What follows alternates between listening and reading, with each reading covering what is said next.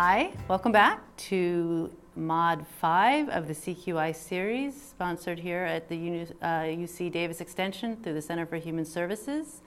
I am Jennifer Haight, a senior researcher at Chapin Hall at the University of Chicago and a senior staff member at the State Center for Child Welfare Data that sits at Chapin Hall. I'm here today with my colleague, Daniel Webster, who is the director of the Child Welfare Indicators Project at the University of California at Berkeley. So that's a lot of stuff. By now you probably know all that, but in case you're new, we just want to make sure you know who you're talking to.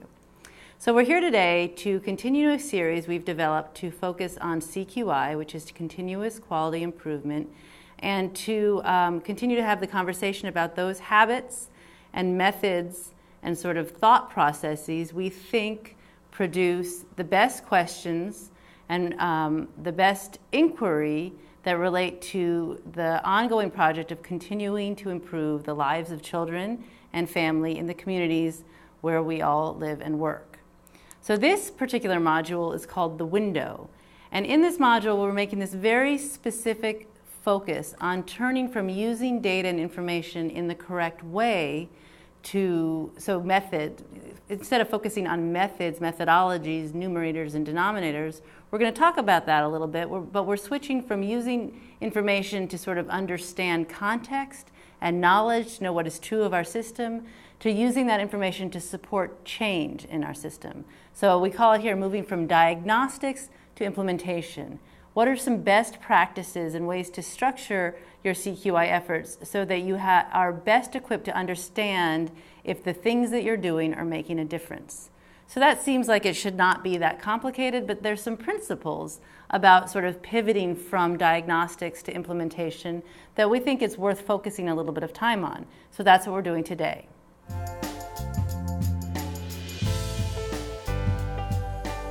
So when we talk about the window, there are basically three related concepts that I would be so happy if I could explain them in a way that sort of took permanent purchase in your minds. So the first thing that we talk about when we talk about the window is that it's really sort of an analogy for time. It's a specific period of time during which we are either going to try something new, a new service, a new process, a new evidence-based program that has a particular start date, or it's just time during which we want to measure what we're doing now so that we can establish what we might call a baseline to see if something that we do in the future is going to make a difference. So one of the key things to understand about the window is that it has a start and a stop point. It's a fixed period of time. And we call it a window because it's as if you're looking through the window only at what you can see in that time. So that sounds pretty straightforward, but in fact, the way we deliver services, organize our lives, get up and go to work every day, sometimes it's really not clear what window you're in. And we want to give you a couple of strategies to just keep it in mind when you're talking about trying to create change, innovate, do something different. Keeping the concept of this window in mind is going to help you immeasurably when you want to understand your impact. And as we know, one of the key things about CQI is understanding whether the change that you want to see is actually happening. So that's the first element of the window, the time. The second element of the window is who gets measured in it, the denominator. So I kind of lied when we said we weren't going to talk about the denominator, but I'm not going to sort of beat you up about the denominator. I'm going to assume that all of the things that we said in previous modules, which I am assuming that you have watched because they're riveting, is sort of, some of it is retained in your minds as you're watching this one, and one of the key things we talk about often is the denominator. So we're going to talk about it a little bit because structuring the denominator with the window has a couple of things that you have to pay attention to. And finally, we're going to talk about what gets measured in the window. People who we encounter in our system have a lot of things that happen to them over time. Some of those things happen in the window, some of them happen on either side of the window. So when we're talking about measuring change in a CQI process, we just want to be sure that we're capturing what the activity that happens in the window on the people who have exposure time in the window. That's what I'm going to call that. So just a reminder, from a couple of modules ago, we spent a lot of time talking about the cycle of innovation. And this is an image that is intended to remind you of that conversation and is related to the conversation we're having today. So if you recall, the image shows, like I said, the cycle of the innovation, which is sometimes called the plan, do, study, act cycle. It is a representation of the steps that you have to take and the resources you have to bring to bear when you are embarking on a change process. So let's say, for the sake of argument, that you've identified something in your system. Let's say it has to do with teens or a specific group of kids that you want to focus some attention on, and that you want to do something different. So you spent some time planning, understanding what the problem is, planning it, developing some investments in either process changes or clinical interventions or just staff changes. That's all the stuff on the right side of the box. And then it comes time to do your intervention, to do the thing that you're going to do that you think is going to make a difference. As you're doing things, that sort of represents the opening of the window. There have been previous windows that you might have paid attention to, and we'll talk about that in a second, so that you can sort of establish what's baseline, what happened before you started to do anything different. But in your intervention period or program period or performance period or window, we want to observe, we want to make it allow enough time so that we can observe the change we want to see in the amount of time it takes for the change to happen.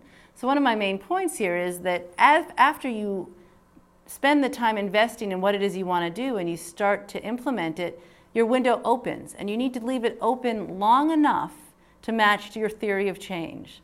So if you're doing something that is supposed to have an impact, say, on teens that's related to when they enter care, you have to take some time to understand how teens flow in, how long do they typically stay in care, when's the best time to sort of implement this intervention.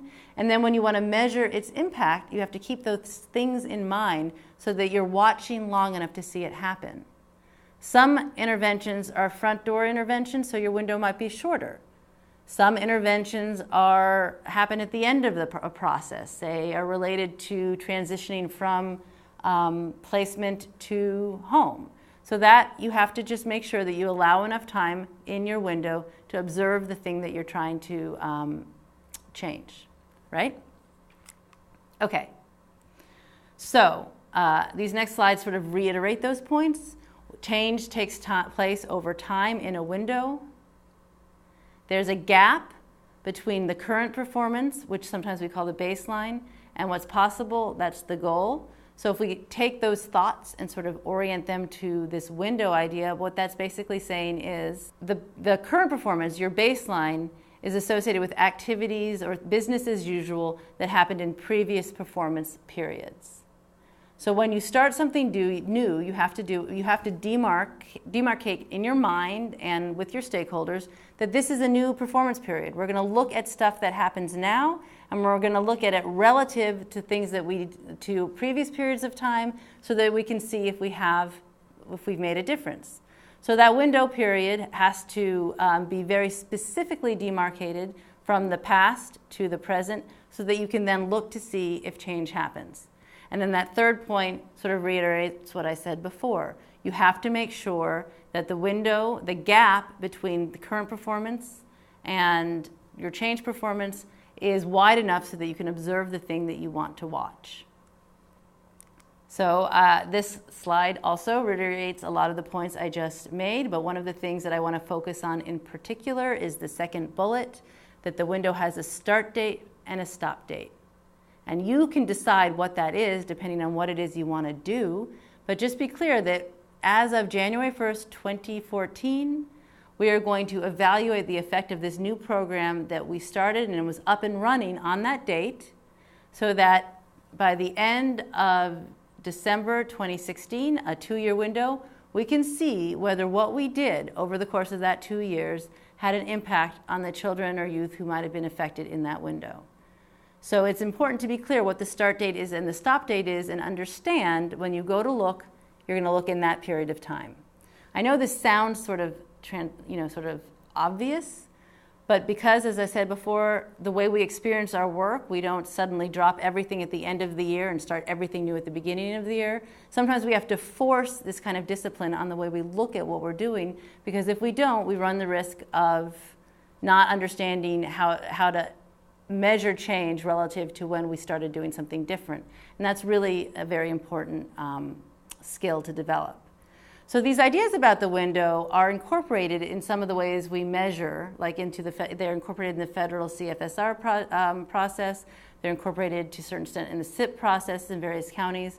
But the way that they are incorporated does not always reflect those three principles I talked about at the beginning: setting your window of time, thinking about who's got exposure time in the window, and thinking about what you're going to measure relative to the window. So I want to go over that a little bit now, and then we're going to turn later to looking at some specific measures that reflect these principles so that you can have a better sense of what exactly it is I'm talking about. And that's always good. Okay, so here's just an image of the window, because sometimes it's helpful to have pictures to support the words. So this is an image that those of you who have taken any of the advanced analytics classes that Daniel and I have done over the last several years through the UC Davis extension, you would have seen this image. Basically, it's just a bunch of lines, but those lines have some meaning, and I want to go over what that meaning is. So the vertical lines represent time, and this is a period of time that started January 2010, and it covers a period of time that ended on January 1st, 2013. So it's 3 years of time. You can imagine that we have information that we've collected about kids who have had experience in that 3-year window of time, right? So that's what the vertical bars are. They are different colors to represent different things. So the blue bars represent years. The 2 black bars represent a 2-year window. And we've been talking about windows, so that's a clue, that's important. And then the 2 red bars represent 1 year of time, like the year, for example, that kids entered care, like an entry cohort. So that's also should be a familiar image. And then the lines that are so neatly arranged on the left side of the slide show children, represent again children entering, let's say, foster care in the January 2010 year. So you can see they're ordered very neatly. They come in over time. Some stay a long time, some don't. We're accustomed to those images. And you can also see that some of them have experience through the entire window. Those are the longer lines. Some of them have experience that goes beyond the window. That's just the way that those particular children flowed through and experienced the child welfare system. And some of them came in and had their experiences fully in their first year, their admission year, and had already exited. So this is just a representation in a system that just started on January 1st, 2010, of how you align the experience of children to the data you have, which is the widest period of time, and the window you've established, which is demarcated by the black lines. So that's what we know. This next image. I want to go back for 1 second. The purpose of this image too, in sort of acclimating you to the information, is connected first to that first point about the window. The black lines represent the 2-year window during which we're going to look to see what we did and whether it made a difference. So this second image, which is very similar to the first image, starts to get at the denominator question. Well, who had exposure time in the window, and how does it relate to what it is we're trying to measure? So this is what it is, what like real life in child welfare is actually like. You don't just start a project, a new initiative clean on the first day of the year and have necessarily the luxury of only looking at kids who came in that year going forward. What actually happens is there are already kids in the window when you start. That's sometimes we call the in-care population, or the caseload on January 1st, 2010. Those are children who were already in care, who were already in process in their experience in the child welfare system when you started your new initiative. So we have to account for them. Whether or not they're affected by what it is we're doing in the 2-year window is a separate and equally important question, and it needs to be thought about. But let's assume for this discussion that the intervention that we're doing is a visitation service that everyone who is in foster care is going to get. Those in care already and those entering care in admission cohorts over time. So when we start to measure the impact and evaluate how it's different from the past, we have to account for everyone who's exposed to the intervention when it starts. So we're assuming it starts on January 1st, 2010. It's already been tested, vetted, trained, so we're going to start rolling out this new visitation program on January 1st, 2010. That's the start of the window. So when we look at that window, we see their kids already in care at the start of the window. We need to be attentive to them. They have exposure time in the window, and we want to pay attention to how this intervention affected them. There's also children who entered in the first year of the window, and we're going to be attentive to them too. So in this, for this initiative, in this evaluation, the answer to who is in the denominator is going to be everyone who has had exposure time in the window. And we're going to distinguish them by whether they were in care at the start or whether they entered during the first year of it, because we know, based on previous CQI modules, that those are two very different groups of people. So we're going to be attentive to that as we continue to explore how we're going to evaluate whether our initiative had an impact. So we talked about the length of time of the window. We're going to look for a 2-year window. That's going to allow us enough time to evaluate the experience of kids in care at the start and the kids who entered in the first year. And then we have to think about what is in the numerator, what we're going to actually count or pay attention to. So our theory is that visitation is going to hasten reunification.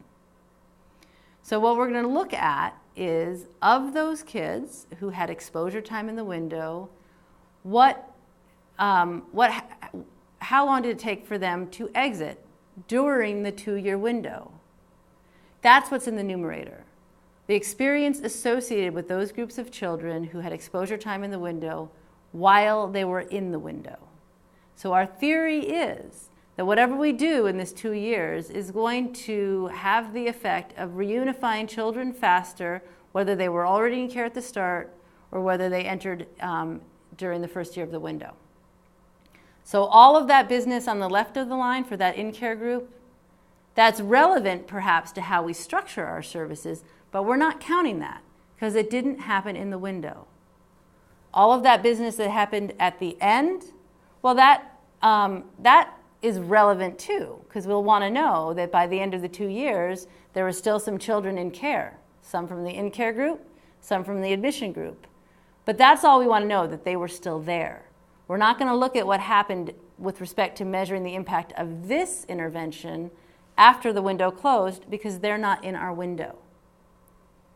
So this series of slides with these images and those 3 questions at the start, this represents pivoting from getting context to diagnosing what you're doing to actually implementing change. And like I said, you have to be really disciplined about it, because in order to actually understand whether you've had an impact, you have to switch your measurement methodology, the questions you ask, to be able to most adequately answer that question.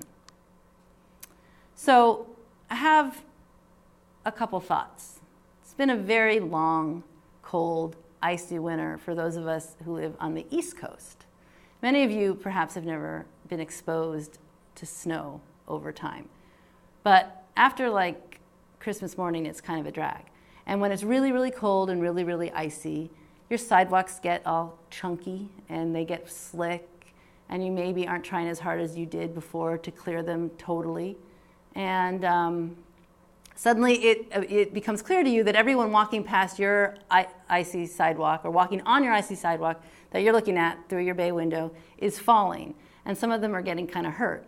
And you're a little worried, or a lot worried, that they might be annoyed at the fact that your sidewalk hasn't been efficiently cleared.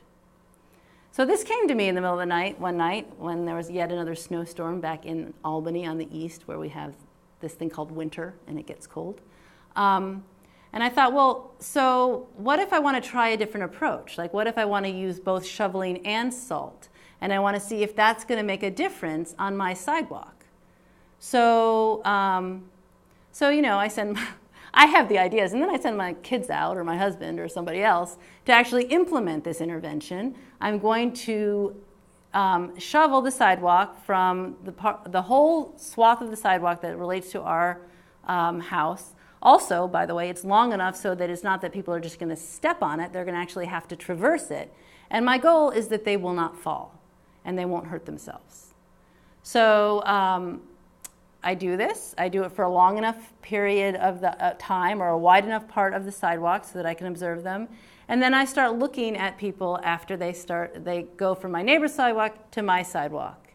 And I look to see if while they're on my sidewalk, they fall. And if they fell on somebody else's sidewalk, I'm not going to count that. That seems really obvious, right? If they fell 12 times before they got to my sidewalk and didn't fall at all, and then fell 25 times on my neighbor's, then it's too bad for them, but I achieved my goal. They didn't fall on my sidewalk, and that's what I'm measuring. So the analogy is, with respect to those three principles, is the length of the sidewalk. It was long enough for me to actually see whether it had an impact. I counted people who entered the sidewalk, who had exposure time to the sidewalk. If somebody went into the street and decided to avoid my sidewalk because, well, they've had some bad luck with it, I couldn't count them, right? They weren't exposed to my sidewalk. If somebody had the misfortune of falling multiple times before they hit my sidewalk, I didn't count them. That's the numerator. I didn't count what happened until they were exposed to my sidewalk so that I could understand whether it had an effect.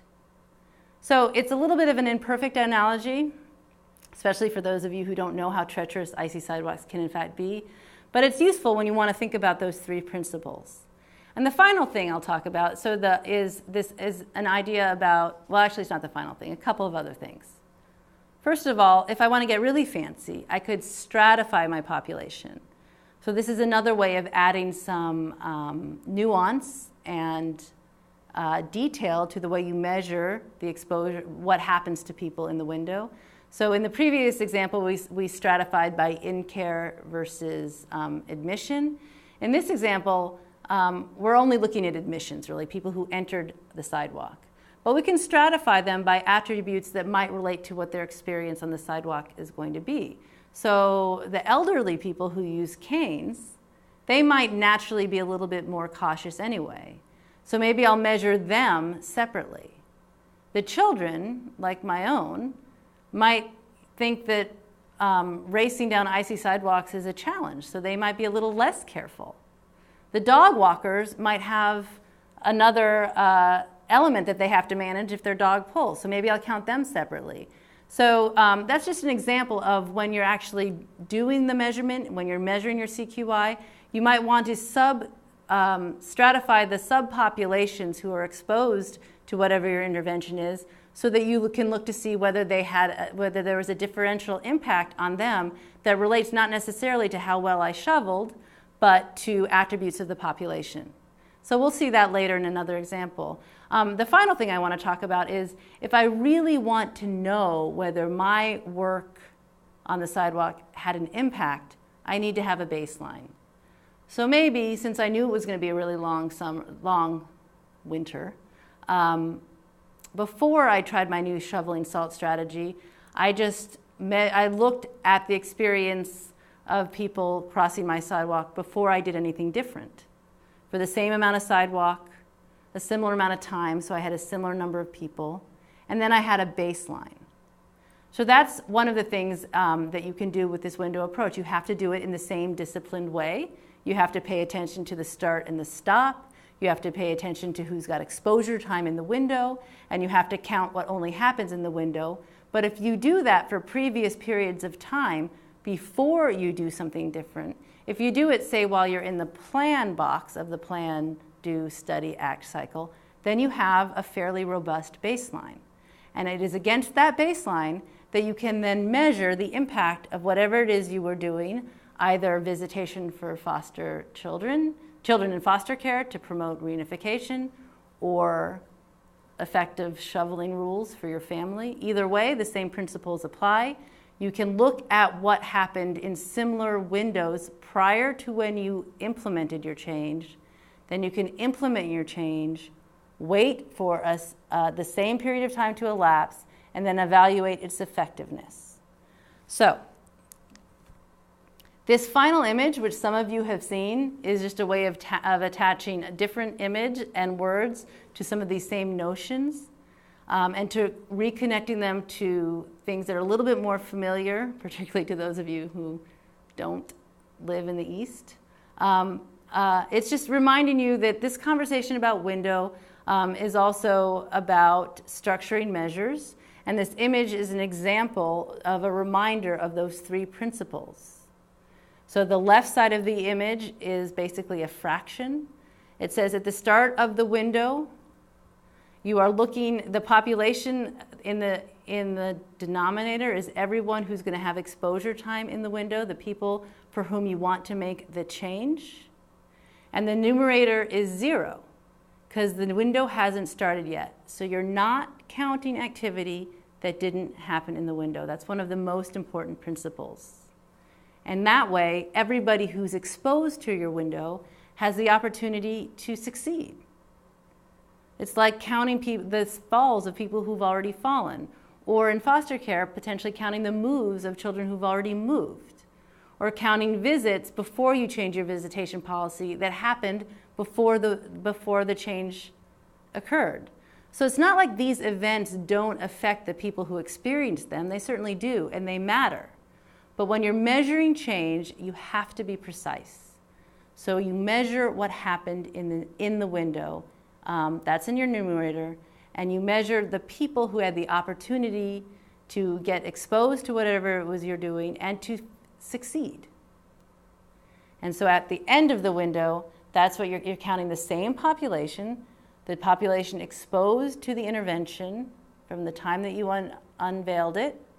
And the numerator includes the people who had success at your intervention. They had the opportunity in the window to have something different happen, and they did. And that is how you construct a measure that appropriately evaluates whether something that you did had the intended effect. I'm going to turn now to my colleague Daniel, who has some examples of how you can use measures that are already available on the Berkeley website that relate to some of these principles. And then in a few minutes, we're going to also go onto the State Data Center website, where there are a couple of reports that reflect all of these principles in sort of a static report that allows you to understand a baseline in anticipation of a period of reform.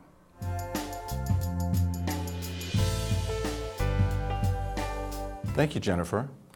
I'm Daniel Webster. I am a member of the California Child Welfare Indicators Project at the School of Social Welfare at UC Berkeley. And I'm going to take a few moments now to demonstrate a couple of outcome measures on the QIP website that illustrate some of the important points about the window that Jennifer has been introducing us to in this module. And importantly, both of the outcome measures that I'll be demonstrating will be part of the upcoming Child and Family Services Review, so they should be useful elements to you as you embark and carry out your continuous quality improvement process. So, and I would like to point out that at the time of this taping, the federally mandated measures have not yet been finalized, so there may be some cosmetic differences between what I'll be demonstrating and what ultimately the measures will look like on the QIP website. However, the content is very much the same, and so I think you'll find this demonstration to be useful to you. So let's go to the QIP website now and take a look at a couple of very useful outcome measures that demonstrate elements of the window. So from the QIP homepage or welcome portal, if you click on the Measures button, there's a list of a number of the measures. We're going to be looking at the one that is currently listed as composite 3 measure 1, exits to permanency for those children in care for 24 months. This will be the same as the new federal permanency 2 measure on permanency within 12 months for children in care for at least 2 years. And so for simplicity's sake, we'll leave the defaults as they are, a single time period. We can select either California or any geography, any county that we would like for a comparison or to look in depth at. We'll leave it at the default of California. We'll also leave the time period default of April of 2013, April 1st of 2013 to March 30th of 2014. And the reason for this default is, as at the time of this taping, our current data cutoff goes up to the end of March of 2014. That's Q1 2014 extract data. And so as this measure looks at children in care on the first day of this 12-month period, that is to say on April 1st of 2013, the measure looks at all those children in care on that date, and then it tracks them forward for a full 12 months. That is, the window of time that we're looking at in this case is 12 months of time, and it examines whether or not those children have exited to permanency within that window. It also makes a further specification for those children in care at the beginning of the window on the first day of that 12-month calendar year, or 12-month year. It makes a further specification that the children need to have been in care for 24 months or longer, that is to say in long-term foster care. Now you have the capability of, with the QUIP website, of looking at those children who are in care on that day for less than 2 years, or you could choose to look at all the kids in care on that day, irrespective of their time in care on the first day of the year. But the federal measure wants us to look at those kids in long-term foster care, and I think it's a useful sub-specification because these are very different groups, subgroups of children. So we'll leave it at the default of children in care for 24 months or longer, and then we'll click Finish, and a table will come up that shows us for the group overall there were 14,049 children in care on the first day of this 12-month period who were in care for 24 months or longer in the state of California.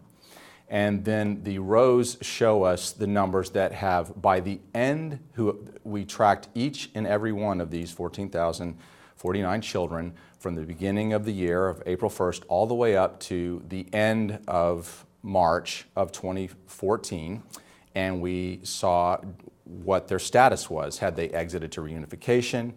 Had they exited to adoption, guardianship? Had they experienced some other exit, some non-permanent exit, such as running away from care, for example? Or were they still in care? So every single one of the children at the beginning of the window, this would be our denominator, every single one of them is accounted for at the end of the window, and they're sorted into the respective categories which represent their status at the end of that 12-month examination period. And if we look at these, we'll change the frequencies to percents, makes it a little bit more easy in terms of interpretation. And we see, of course, the 14,000, the overall denominator now becomes 100%, and we can see that the proportions of that denominator who have achieved the outcome of interest, if you'll recall Jennifer's discussion of the window, there are three important elements. There is the window itself, which is the period of time under examination. In this case, it's a 12-month period. There is the who is being measured, the denominator. In this case, it's all the children in care. For this example, it's all the kids in care on the first day of this 12-month period who were in care for 24 months or longer. And then we're tracking them over time to see our outcome of interest, what is being measured. In this case, we're looking at, did they achieve permanency by the end of the window?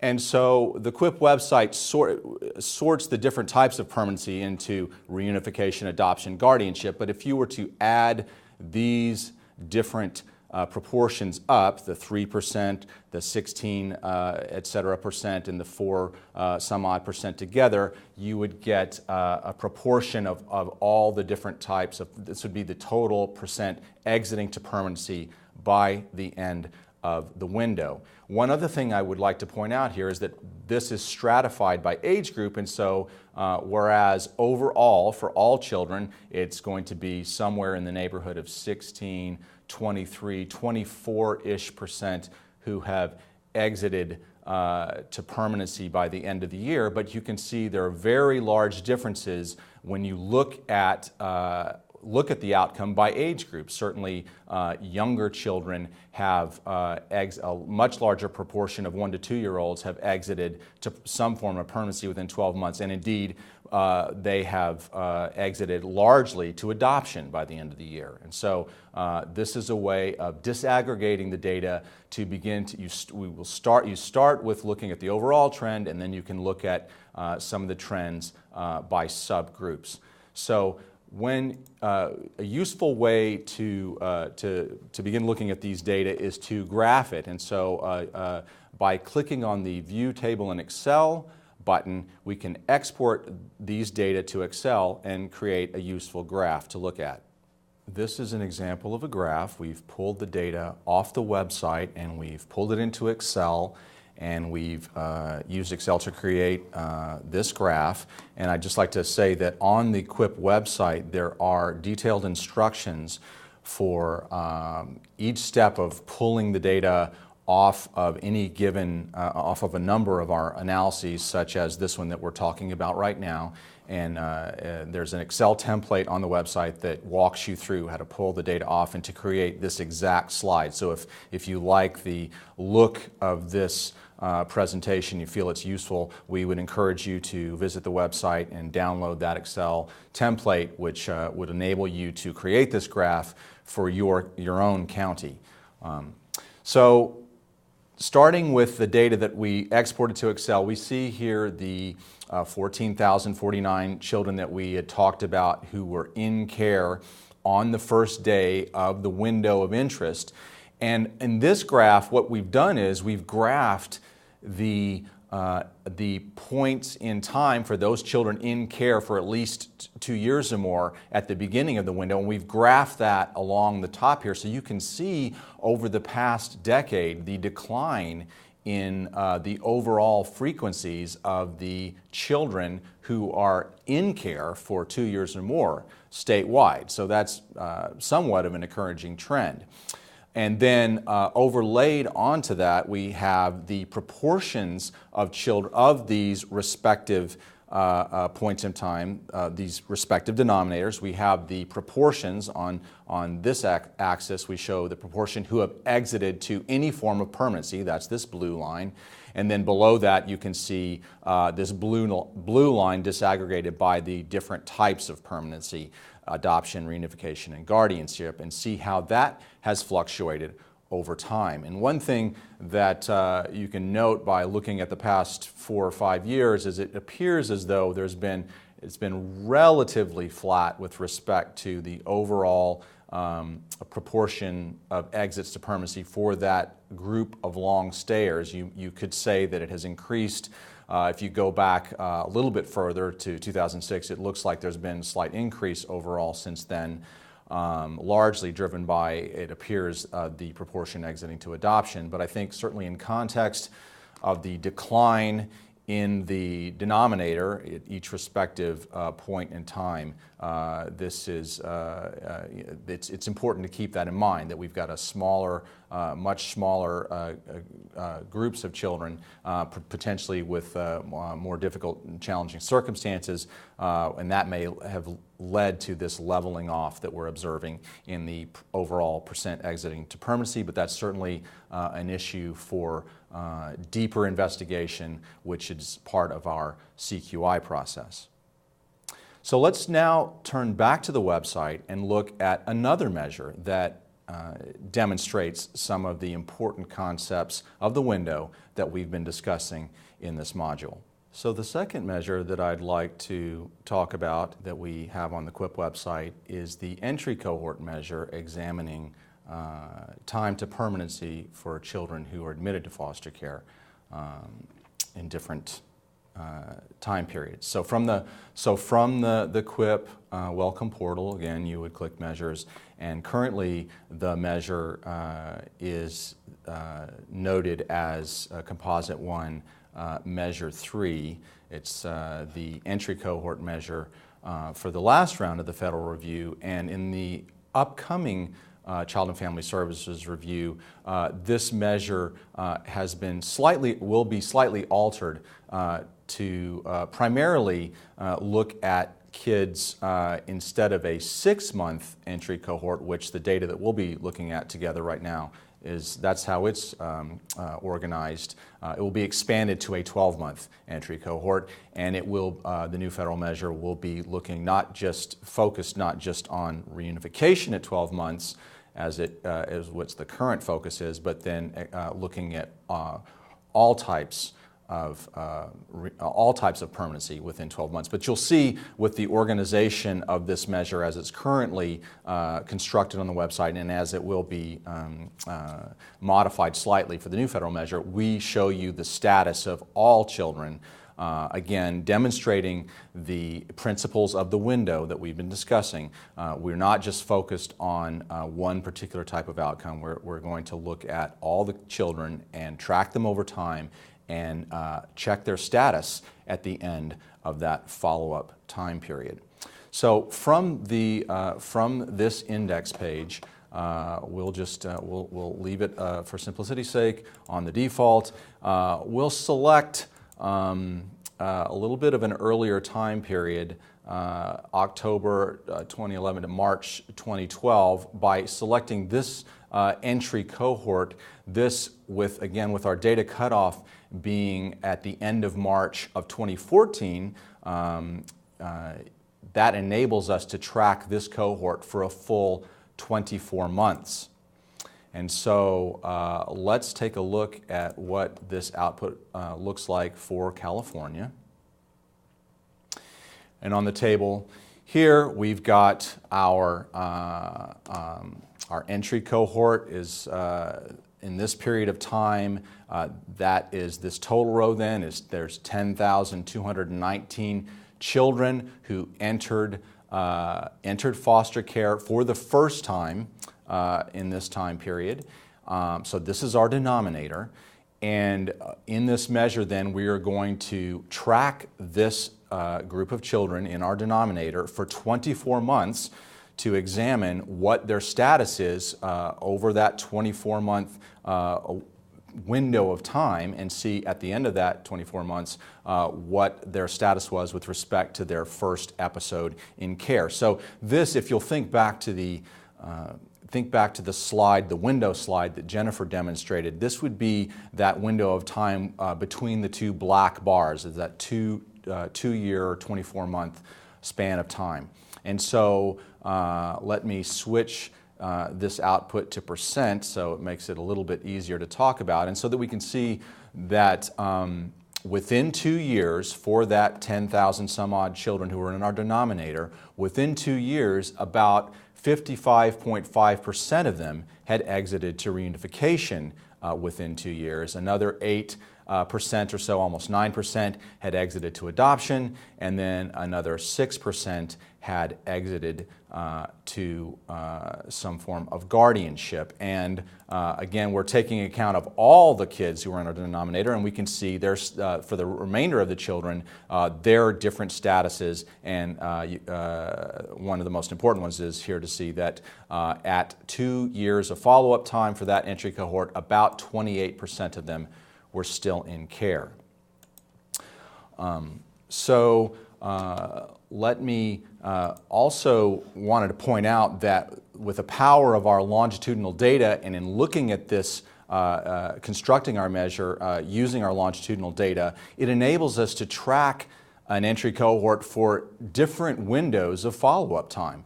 So let's take a look at a little bit longer follow-up time than even 2 years. Let's track it out for 5 years. So for that, we'll select an entry cohort A little bit earlier entry cohort, because again we have to enable enough time to follow them for a full 5 years. But we'll leave it at first entries, and let's take a look at over time what their different statuses, how that changed. And in this case, we've created a table that tracks children out to 5 years, 60 months of follow-up. So certainly when we're talking about exits to permanency, this is a more than enough time of a window to be examining these different types of exits. So in the table that we've created, we have our entry cohort during this time period, and we see that the denominator is in the total row, and that denominator doesn't change because we're always talking about that group of children that entered during this period of time. What is changing is the follow-up time for that group of children. And so each of the columns represents the expanding window of follow-up time. At 3 months, what was the status for the different children who entered during that time? At 6 months, what was the status? At 6 months of follow-up, what was the status for children entering during this time period, etc., all the way out to 5 years of follow-up time to see what the status for these children was. And by looking at it in terms of percent, you can see the growth over as the follow-up time for those children gets longer. You can see the proportions who are exiting to different forms of permanency increases. For reunification, it goes from about 20% of the children entering during that time period. At 3 months later, about almost 20% had reunified, but then it rises pretty quickly up to the 12-month mark. And then after about 24 months of entry to care, it levels off in the 60-ish, a little bit more than 60% range. And it's about that time, at about between 18 and 24 months, we start to see of those children who entered during the time period, during this time period, we see that about at 24 months of follow-up, that the proportions that are exiting, proportion of those children exiting to adoption increases, and so that it's at 5 years later, it's about 20% of them have exited to adoption. And then you can see similar increases, or you can see increases in guardianship as well over time as the window of follow-up time gets longer. So a useful way to look further at these data is, again, to graph it. And to do that, it's useful to click the View Table in Excel button, which will export these data to Excel and will enable us to create a graph so that we can start to look more closely at the trends, and to also begin to disaggregate or to look at different subgroups within the data to see if there are areas where we might want to focus our CQI efforts.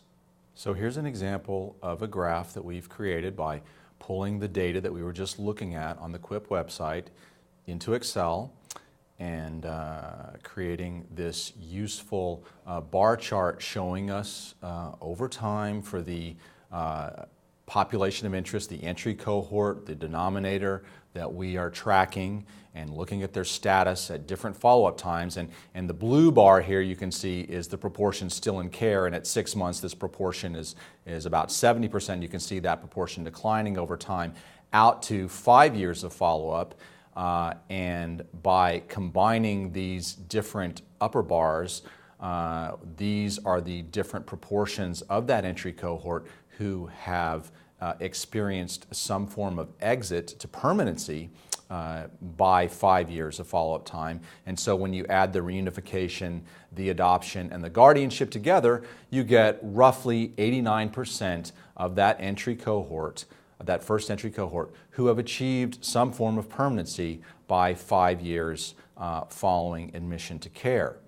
And I mentioned earlier, and Jennifer's mentioned in terms of the CQI process, where you want to then take these larger trends and begin to examine them more deeply to see if there are other factors that might be at play or other areas where we might want to look more closely. And so by disaggregating these data, or that is to say looking at the same information by a different factor, here is the same information that shows the follow-up time stratified by children who are white and children who are African American, and showing the trends over time of follow-up time for those respective groups. And so by 5 years of follow-up time, children white kids coming into care during that time period, tracked for 5 years, about 89% of them had exited to some form of permanency by 5 years later. And the corresponding proportion for African American kids is a little bit less at 86%. So there's a little bit of a difference between these two groups in terms of overall permanency. A next step then in terms of our CQI process was to disaggregate further and see if there are differences perhaps by type of placement. And so this now is taking a little bit deeper view, and now we're looking at white kids on the left and black kids on the right, but now stratified further by whether they were placed with their, in this case, their last placement with a relative versus some form of non-relative placement. And the proportions here are quite different. You can see that for white kids placed with relatives by 5 years later, 94% of them have exited to some form of permanency. For black kids, it was 92%. Both of these proportions are larger than the corresponding proportions for those same children in those same ethnic groups who were placed with non-relatives. In the case of white kids, it's 86% of those kids achieved some form of permanency within 5 years. Whereas for black kids, it was 82%. So by taking one more step in terms of looking at the data a little bit more closely, we see that we started with the 89% overall, then we saw there were some differences by ethnic group, and then we break it down further, we see there are actually even more differences by placement type. And we see here, if we were looking for a place to maybe begin to carry the discussion further, we might want to start thinking about our children that we're serving, African American children we're serving in non-relative types of placements, because this is the group for whom we have the lowest proportion who've achieved permanency within our 5 years of follow-up time. With both the examples that we've been talking about, looking at children in foster care on the first day of a reporting period and tracking them for 12 months and seeing what proportion of them exited to permanency by 12 months, by the end of the year, and the entry cohort measure, which examined children entering care and tracking them over the course of time and looking at their status at different periods of follow-up time. These are both important measures on the QIP website that demonstrate critical outcome measures that will be part of the upcoming Child and Family Services Review, but more importantly for today's discussion, they illustrate critical points that Jennifer was describing about using the window as a concept when in our CQI process and in looking at our data. And those critical concepts are: we have a window of time, we have a definite start and end point for the window, we have a population of interest, a denominator that we are examining, and we have an outcome of interest. In this case, we've been talking about permanency at different follow-up times. In the one case at the end of the year, and at the other at different follow-up windows of time. So with that, I'll turn it back over to Jennifer, who's now going to demonstrate some examples using the State Data Center that illustrate important parts of the window concept.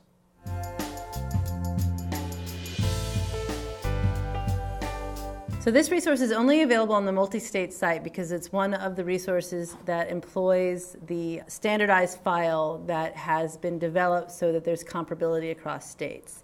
It's also a static report, so it's not dynamic. So that's another reason it sits on the multi-state website. So you go to the multi-state website, and then you click on benchmarks. And what this report is set up to help you understand your baselines for children who are either in care or admitted during previous 2-year windows. So this is all still relating to the window. And it's helping you position yourself on that plan, do, study, act cycle in the planning phase so that you can answer the question, what would have happened with groups of kids who are either in care or admitted if we didn't do anything different with respect to their service or the processes by which we deliver their services? How many days in care would they be in the 2-year window? And by the end of the 2-year window, where would they have exited, or would they have will still be in care? This is helping you to build context for your change effort. So there are a number of reports that relate to building this context. I'm going to choose a report that shows you the history of exits from your in-care population, because I think this one is fairly straightforward and and underscores a lot of the points that we were making earlier in this session. So let me just orient you to what you're looking at. I selected the history of exits from an in-care population. So if you cast your mind back to those window images, and there was when I said that we don't always have the luxury when we're starting change programs to reboot our entire system and only apply our service changes to kids who enter care after we've started to do something different. When we do start to do something different, we have to pay attention to kids who are in care at the start of the window and separate those out from those who may enter care during a year in the window, in an entry cohort. So it's really not complicated to figure out how to differentiate those two populations and then understand what happened in the window for those populations, but it requires some precision and discipline in thinking. So we have created a couple of reports that have applied a little bit of that precision and reflect that discipline and made them available to you, so you are free to look at them instead of developing your own reports. So the one I'm focusing on here is the in-care population. And this is a series of reports. So let's assume that you know at any given point in time that there are kids in care who are in the process of achieving permanency, and you'd like to focus on them in a period going forward, let's say January 1st, 2014, you're going to start to do something different with kids in care on that day so that they can get to permanency faster. So when you want to understand faster relative to what, you have to go back to prior times and ask the same question and answer it in the same way. So remember, we're not looking at everything that ever happened with these kids. We're not paying attention to what happened before they got to the January 1, not because it's not important, but it's because it's not something we can affect moving forward. And we're only looking at a 2-year window because that's our period of intervention. That's where we're trying to make a difference. And a lot of activity is going to happen in that 2-year window, and we're going to pay attention to exactly what it is. So now, with respect to those 3 principles, we've identified the window of time. It's 2 years. We've identified who's in the denominator. It's those kids who were in care at the start. And we've identified what we're going to look at, and that's what exit did they experience in that 2-year window. And we're going to go back in time to previous groups of kids so that we can understand what is typical, or what's the context, or what we will call what is the baseline. That's exactly what this report does.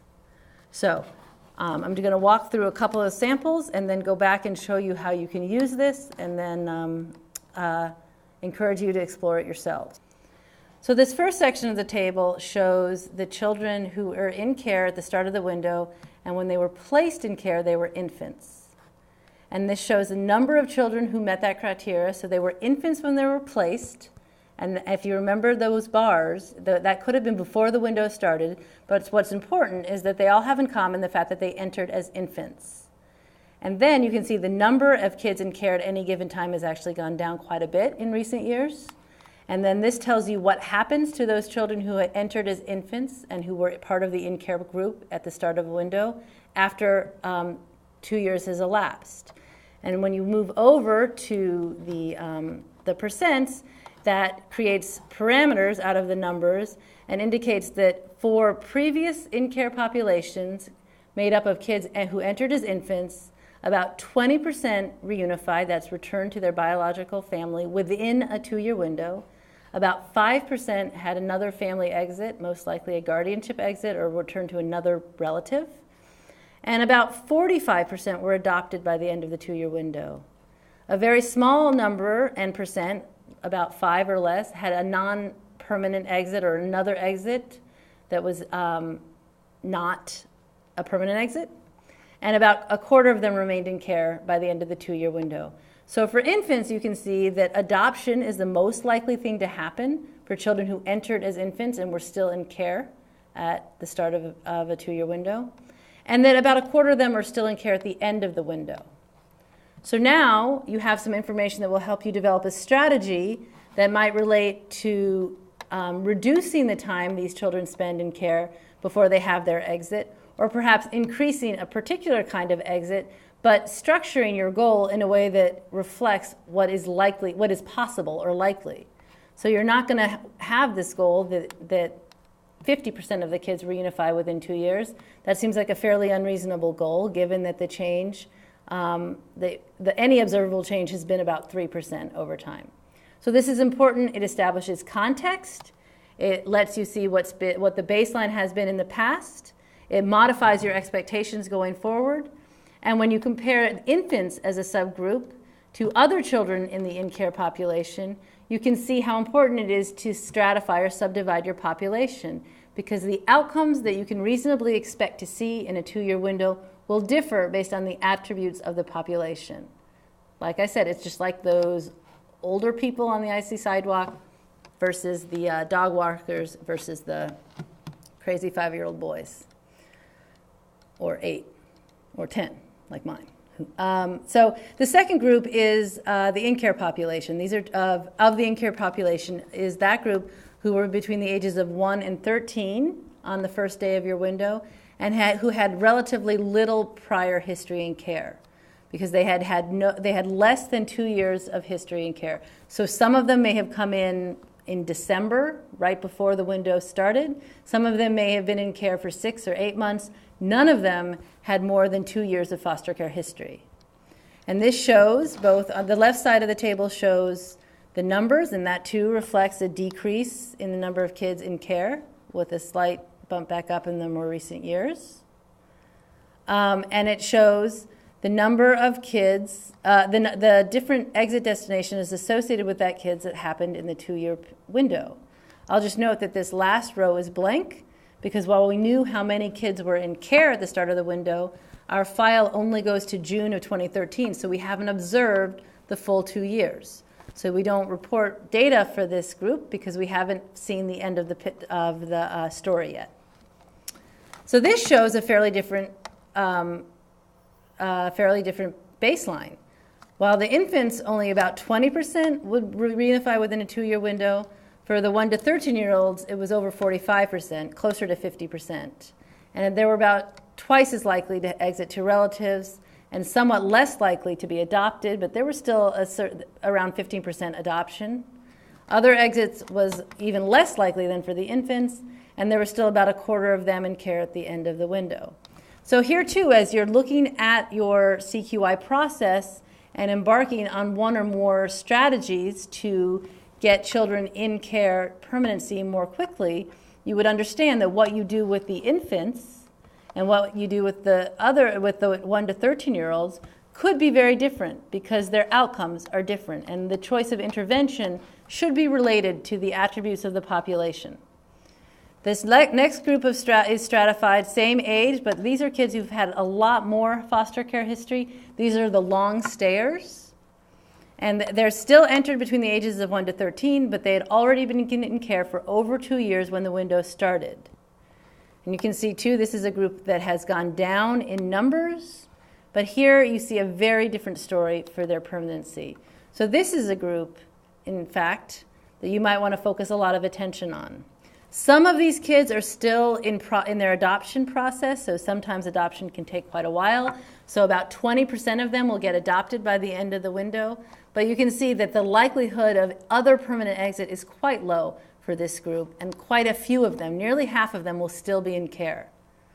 So this seems like a group worthy of particular focus, and there could be any of a number of efforts that are intended to hasten permanency for this group that we would see in a prospective measure that looked at kids in care on January 1st, 2014, and said, let's do what we can to get more than 8% of them returned to their families within 2 years. The final is the teens, and just to sort of round out this discussion, you can see that teens too have a very different pathway through the system, and that they are more likely to get reunified than the preceding group. About 18% of them will. They're very unlikely to be adopted. They are most likely to have another exit. This is either aging out or running away and not returning. And they are the least likely group to still be in care at the end of the period. So this is an example of the benchmark report that's available for you. You can pull a similar report for an admission group and then sort of develop a strategy or a set of strategies that's specific to kids who you watch enter in the first year of your 2-year window. That's just a whole different population. They're equally important. Your interventions may be similar or they may be different, but these benchmark reports allow you to strategize for the needs of each of these groups, and then you can use your data file and other tools on the website or even the Berkeley website or in your own tracking to observe what happens over the subsequent 2-year window so that you can see whether what's happening with this group differs from the past. And if it does, then you can draw some conclusions about whether what you tried to do had the effect that you wanted to have. We'll talk in future sessions a little bit more clearly about, or more with more care and specifics about evaluating efforts in general. But this strategy right here of using past windows to modify your expectations for a current period of performance can be very useful when you're trying to set up change. I encourage you to go back to the website and to look at the other benchmark reports. There is a report that transforms these benchmarks into expectations. That's the baseline report. And it's useful as well when you're trying to strategize change. What it does is it takes that baseline and creates a template that allows you to establish a goal and to see what would have to happen in the 2-year period for that goal to be accomplished. I want to show you this page so that I can encourage you to explore it on your own, because I don't think any amount of words that I use is going to be as useful as just sitting down and figuring out for yourself what this report does. But I just want to let you know what's intended to do is extract from those histories sort of a baseline. And it does that by doing a weighted average of the past in-care groups for each strata. And it pulls it into this report. So here again are the babies. Remember the babies? We saw them. We knew that they were 20% would reunify, that 46% might get adopted. And we saw that in the second group of the 1 to 13-year-olds, those likelihoods were switched. Here's the third group that had very low likelihood of reunification and return to relative, slightly more likely to be adopted, but the most likely to be still in care, so a group that could reasonably expect some attention. And here are the teens, least likely, somewhat less likely to reunify than the younger kids, but about the same actually as the infants, a little less likely to, or similar to infants again in their likelihood of exiting to a relative, very unlikely to adopt, and more likely to have other exits, this group right here. This column is a summary of all the permanent exits. It's just a sum of reunification, relatives, and adoption. So this part of the table says allows you to look really quickly at kids in care at the start of a period. So you can imagine that you could replace this starting population with the 2014 population, one that's known to you. Here's the 2012 population, the most recent in-care group for whom 2 years had not yet been fully observed. And this says that if you don't do anything different, basically 71% of these kids in care on January 1, 2012 or January 1, 2014 will achieve permanency by the end of 2 years, and 25% will be in care at the end, all the way down. So this tells you what would happen, what your baseline is. If you don't do anything different, this is what you can expect with a group of kids in care. And then it's structured to allow you to contemplate what improvement would look like. If you wanted to get 10% increase in exits, that would mean that a total of 61% of these kids would exit.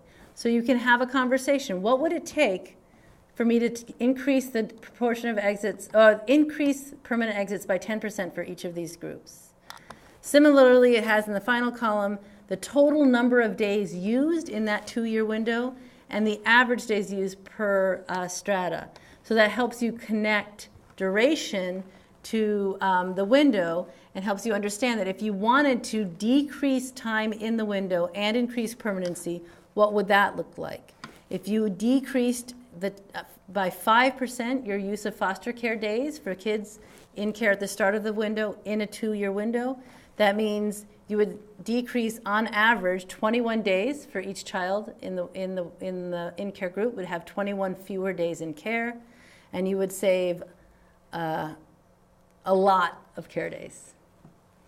So like I said, I'm going to encourage you to use these benchmark reports to think about what you might want to do differently in your system and to connect that to a performance window.